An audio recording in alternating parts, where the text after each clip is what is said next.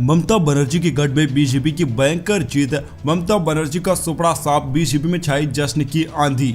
लोकसभा चुनाव 2024 का दंगल शुरू हो चुका है और इसको लेकर सभी राजनीतिक दल तैयारियों में जुटे हैं। इसके साथ ही पश्चिम बंगाल में सियासी सरगर्मियां काफी तेज हो चुकी हैं। यहां तृणमूल कांग्रेस, बीजेपी और कांग्रेस के त्रिकोणीय मुकाबला होने के आसार हैं। यहां पर 7 चरणों में वोटिंग होगी। इलेक्शन कमीशन के मुताबिक सूबे में पहले चरण के लिए 19 अप्रैल, दूसरे चरण में 26 अप्रैल, तीसरे चरण में 7 मई, चौथे चरण में 13 मई और 5वें चरण में 20 मई और 6वां चरण 25 मई और 7वां चरण के लिए 1 जून को वोटिंग होगी। इसी बीच एक बहुत बड़ा सर्वे सामने आया है जिसने सभी को चौंका दिया है। जी हाँ दोस्तों, TV9 भारतवर्ष का जो सर्वे सामने आया है उसके मुताबिक पश्चिम बंगाल की 42 में से बीजेपी सबसे ज्यादा 26 सीटें जीतती नजर आ रही हैं। वहीं सत्तारूढ़ TMC 16 सीटें जीत सकती हैं, जबकि कांग्रेस का पश्चिम बंगाल में खाता भी नहीं खुलता दिख रहा है।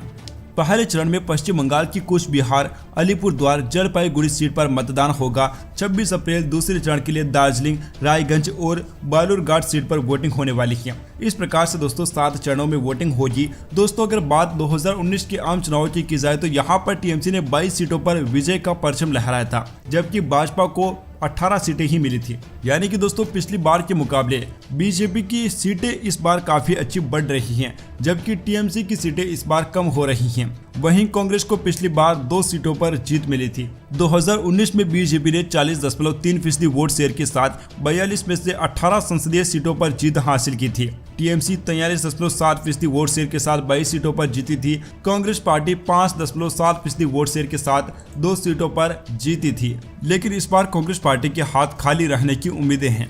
Subscribe now and press the bell icon. Never miss an update.